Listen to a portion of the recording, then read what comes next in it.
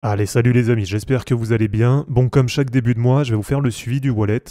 Et vous connaissez sur cette chaîne, il n'y a pas de suivi mytho. Donc ce qui est en gain est en gain, ce qui est en perte est en perte. Donc je vais vous montrer, comme à chaque fois, la performance sur le mois. Et puis plus largement, on va reculer un peu dans le temps. Donc la performance depuis que je fais le suivi. On regardera aussi bien sûr ce que ça donne face à Bitcoin. Et puis je vous montrerai les achats et les ventes que j'ai fait sur le mois de janvier. Et puis côté stratégie, je vous dirai ce que je compte faire sur le mois de février. Allez, avant de commencer cette vidéo, comme d'habitude, on approche les 30 000 abonnés, donc si c'est pas encore fait, pensez à vous abonner. Et puis bien sûr, comme à chaque fois, pensez à liker et à commenter dès maintenant cette vidéo pour soutenir la chaîne, puisque ça, c'est vraiment super important pour le référencement.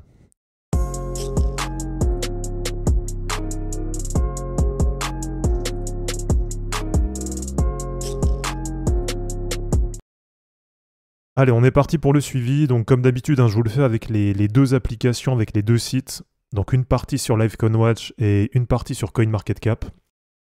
Donc déjà, si on prend en termes de performance, on va prendre là sur les 30 derniers jours. Voilà, donc là vous avez tout qui est noté. Donc sur 30 jours, moins 3,7% sur le wallet. Et en gros, sur le graphe, ça ressemble à ça. Et on le verra après, mais comme je suis bien exposé, vous le savez, à Kaspa, à Bitcoin, à Ethereum, bah globalement, j'ai quand même l'ensemble du wallet là qui range pas mal en ce moment. Et si on dézoome un peu, donc sur 90 jours, ça fait du plus 49%. Donc là, en vrai, ça va, c'est pas mal. Alors voilà, la charte, elle ressemble à ça. Et sur un an, ça fait du plus 107%. Donc en gros, un peu mieux qu'un x2, là, depuis le 2 février 2025. Bon, ce qu'il faut prendre en compte aussi, c'est qu'au moment où je fais le suivi, là, ce matin, il y a quand même des prix qui sont pas très élevés. Bitcoin, 99 800, Kaspa, 0,121, Ethereum, 3100 $. Donc voilà, c'est quand même à prendre en compte. Ça a quand même un peu corrigé. Là, on a du moins 6% par rapport à la semaine dernière. Et donc si on élargit un peu, ben voilà à quoi ça ressemble depuis que je fais un suivi wallet. Donc là c'est exactement depuis fin juin 2023. Et alors du côté de la perf, là sur la paire USD, donc en dollars, entre fin juin 2023 et maintenant, là ça fait un peu plus d'un x7. Donc en vrai c'est quand même pas mal, ça fait une perf moi qui me convient bien, je trouve vraiment que c'est une belle perf. Et c'est pour ça que je vous dis qu'à partir de maintenant, si je fais entre x2 et x3, en vrai ça me va très bien. Et si on prend face à Bitcoin, bon déjà ce qu'on voit c'est que ça range pas mal là depuis à peu près mars 2024, et voire même un peu avant, donc à part ce pic là sur février 2024, sinon depuis à peu près janvier 2024, là ça fait un an à peu près que ça range. On voit que c'est super compliqué là sur le cycle actuel d'aller surperformer Bitcoin. Et alors du côté de la perf en paire BTC, eh bien entre fin juin 2023 et maintenant, ça fait à peu près du x2,3. Allez, pour continuer, je vais vous montrer les achats et les ventes que j'ai fait sur le mois de janvier. Et ben en réalité, j'ai pas été super actif sur le marché. Toutes les nouvelles cryptos qui sortent, je les trouve pas super, elles m'intéressent pas beaucoup. Donc du coup, sur le mois, j'ai acheté 0 nouvelles cryptos, j'ai vendu 0 crypto, et j'ai fait qu'une seule fois une recharge. C'était sur Supra à 0,02 $, donc comme je vous l'ai partagé en vidéo, et puis aussi sur Twitter et sur Telegram, et c'était une recharge que j'ai faite le 20 janvier. Donc là, sur le mois, j'ai fait que ça. Sinon, j'ai uniquement gardé mes positions. Et vous le savez, il y a toujours certaines cryptos que j'ai envie de vendre, notamment Alephium, donc c'est ce qu'on va voir après. Mais malheureusement, depuis que je veux la vendre, elle a été divisée par 3. Donc pour l'instant, j'arrive pas à trouver de bons points de sortie sur Alephium. Et puis sinon, je comptais tout simplement renforcer un peu la position sur Supra. Allez, du côté de la répartition du wallet, bon là je vais vous montrer ce que ça donne ligne par ligne. Et puis on va regarder un peu en termes de performance aussi ce que ça a fait sur le mois.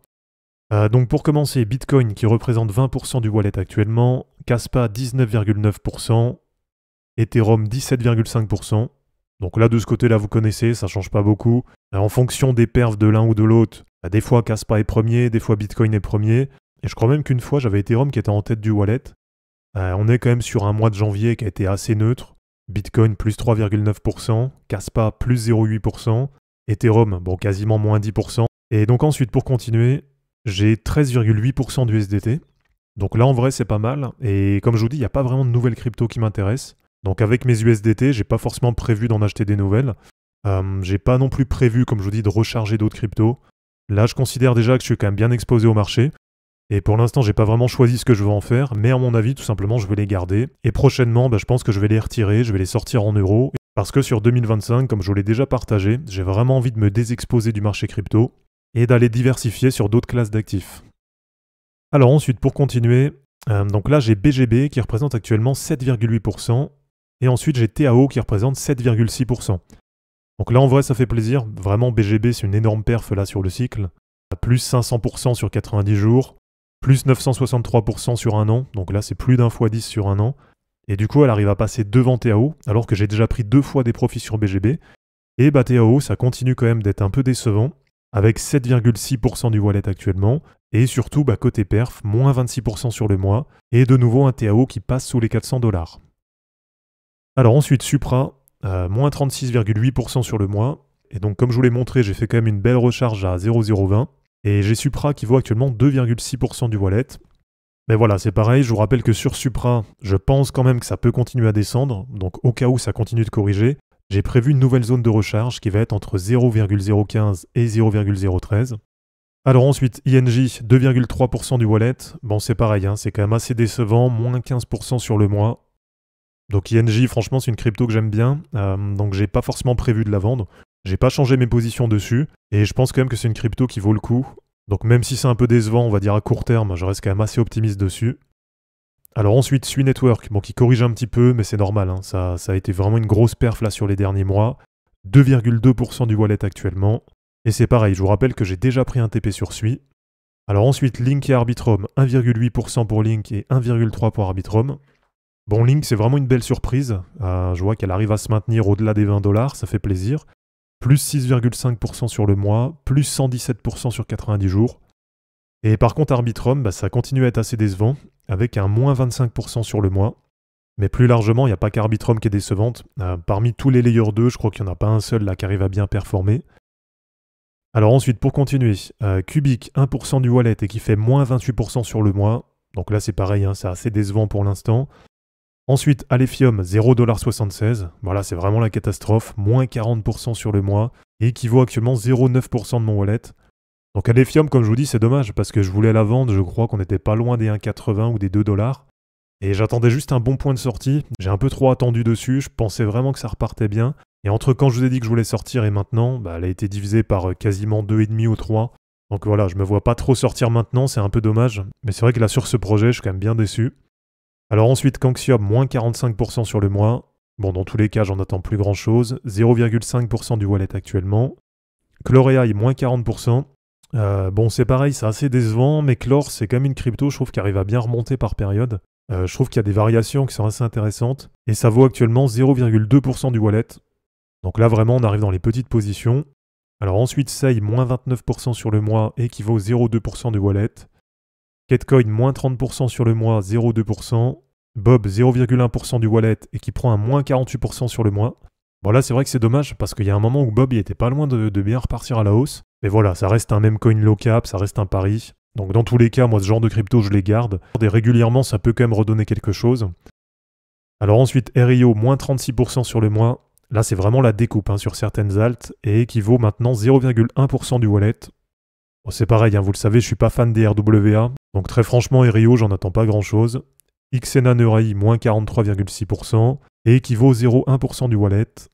CWIF, le même coin de chat low cap, moins 45% sur le mois. Là, c'est pareil, c'est vraiment la découpe du côté des alts. Donc là, ça vaut maintenant moins de 0,1%.